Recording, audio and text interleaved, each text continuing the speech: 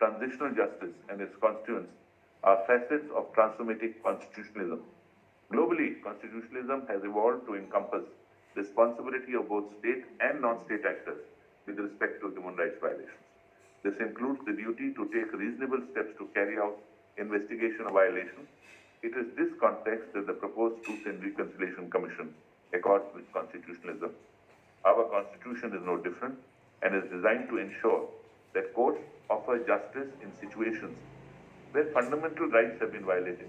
In doing justice historically, our courts have been sensitive to the social demands of our polity and have offered flexible remedies.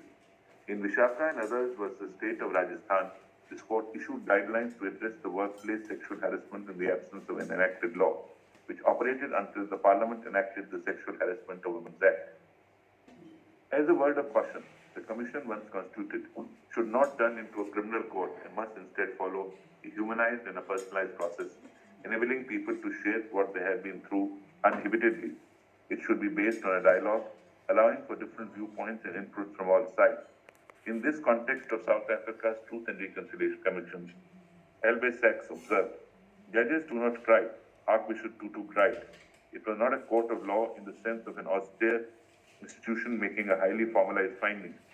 It was an intensely human and personalized body there to hear in an appropriately dignified setting up what people had been through. There were comforters sitting next to the witnesses. In a court of law, no one is there to help the witness, to pat the shoulder or provide water or tissues when the person weeps. Frequently, the sessions would start with a song in a beautiful African harmony, intended to give a sense of encouragement and support to everybody present.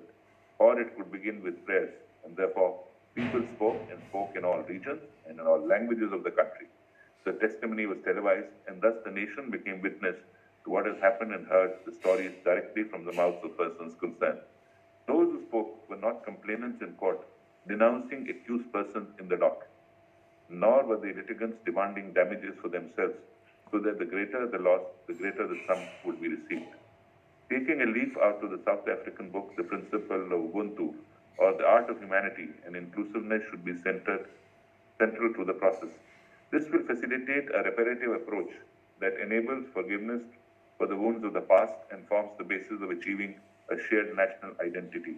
Needless to say, the Commission is only one of the many avenues towards the goal of systematic reforms. It is my sincere hope that much will be achieved when Kashmir opens their hearts to embracing the past and facilitating the people who were compelled to migrate to come back with dignity. Whatever has been, but the future is ours to see.